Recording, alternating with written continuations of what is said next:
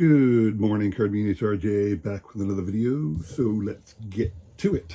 Today's random Mike Schmidt item of the day.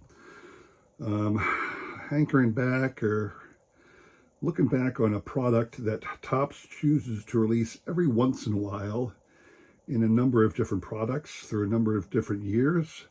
The cloth sticker.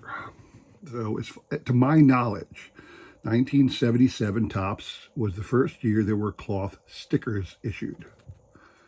There you go. This is what it looked like. It was pretty much an exact replica of the actual card from 1977 that year, but in truth, there were some players where the image was different. I'm not sure why, but this is Mike's card. This looks exactly like his 77 Topps. And this is what the back looked like. Just told you all about, had a little bit of bio and talked about how to get that, take it off, slowly peel. So then this one is from 2011 Topps. Same kind of thing. This was a Topps lineage. They had put this as an insert.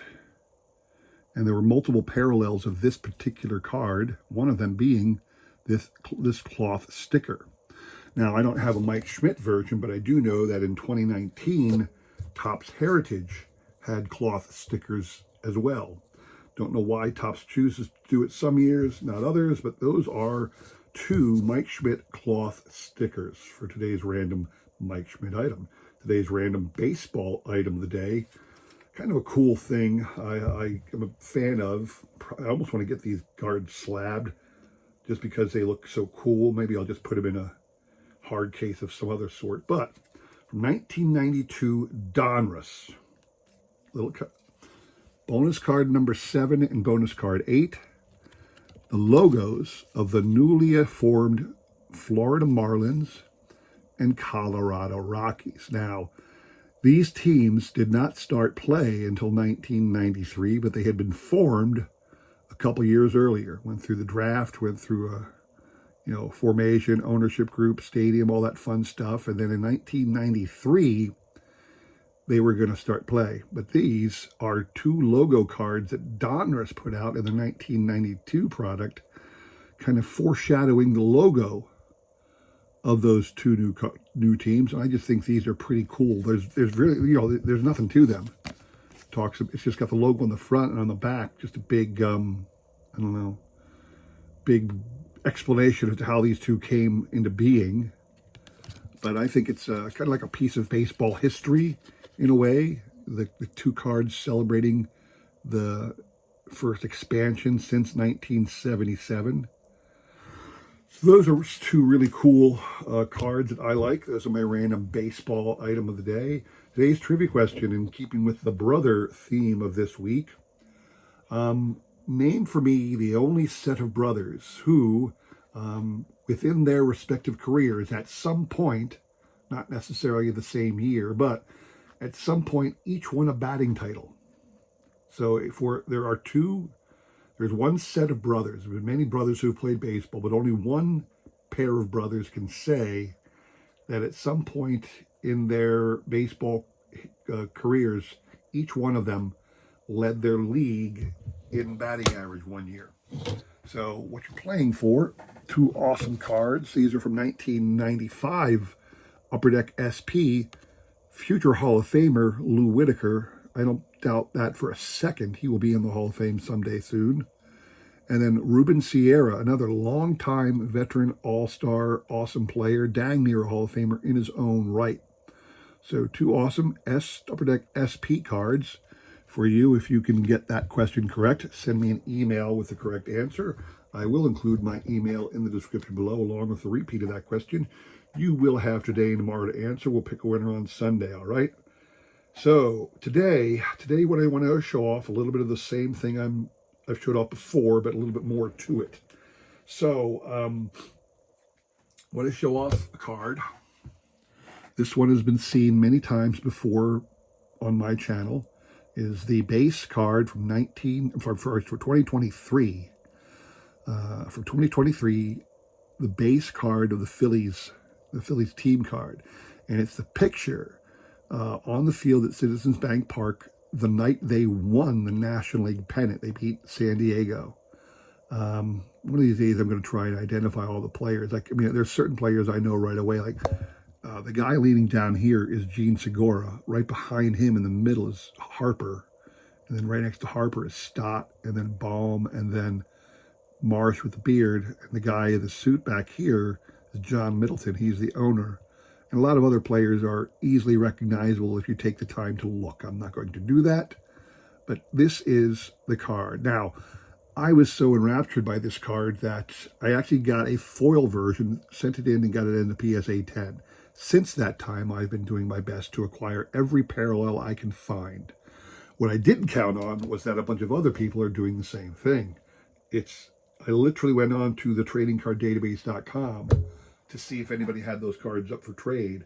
And believe it or not, for every parallel there exists, there's 14 to 15 people listed as wanting that card. So acquiring all of them is going to be a difficult undertaking. But I did get some additional cards.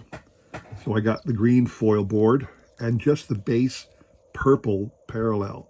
So the green foil board is actually serial numbered out of 499. The purple parallel is not numbered. It's just, and it's not the purple foil. There's a purple foil parallel as well. So that is one thing I'm doing. But then again, I stopped at my local hobby store the other day and I had picked up these cards. Well, I picked up this one card. It turned out it was a 1959 Phillies team card. Should have known, I guess, by the big circle. But this is the 1959 Philadelphia Phillies team card. It's actually a checklist for the actual set of first series cards.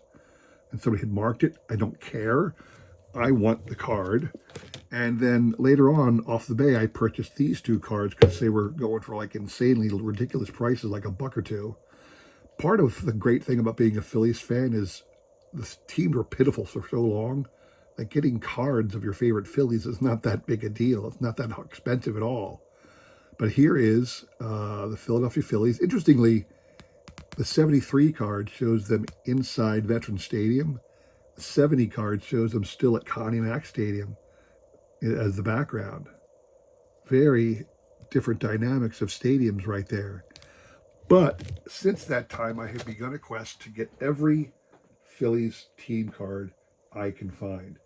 And to that end, I went on today and picked up a whole bunch of modern Phillies cards. I'm going to get all the modern ones. When I say modern, I mean pretty much post-2000, because the last vintage team card was issued in 1981.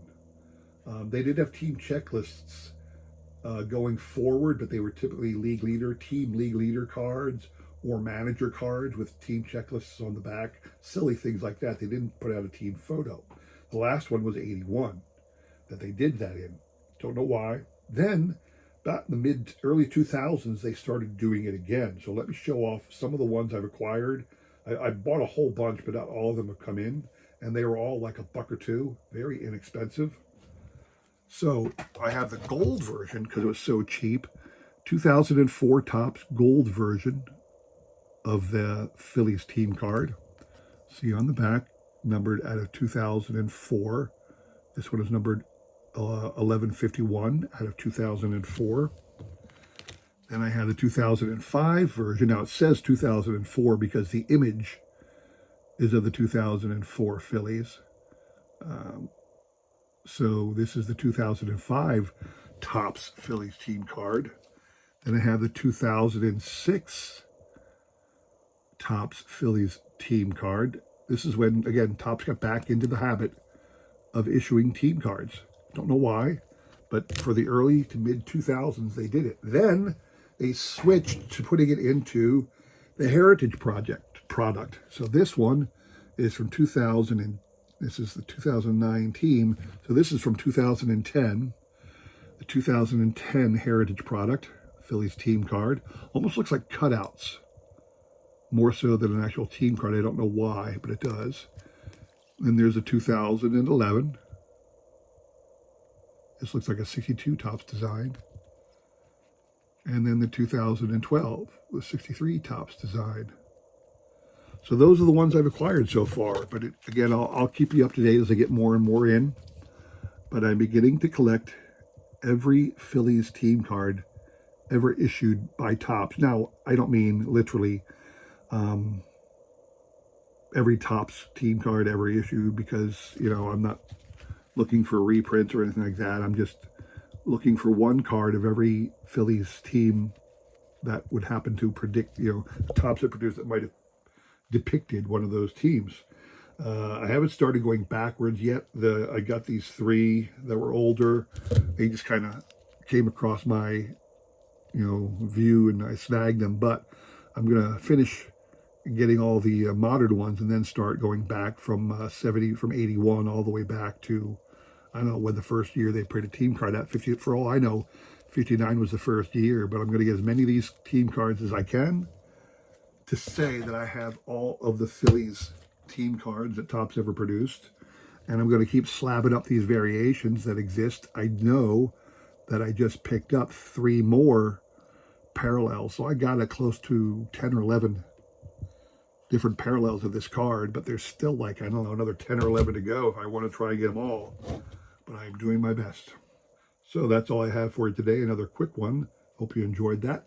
If you did, please consider liking, subscribing, commenting, and all that jazz. I really do appreciate your support as I try my best to support everybody else in this great card community. All right. Thanks for watching. Come back again on Sunday. Today is Friday. Come back again on Sunday for the trivia recap, and we'll give away some great prizes. All right. Thanks for watching, and take care.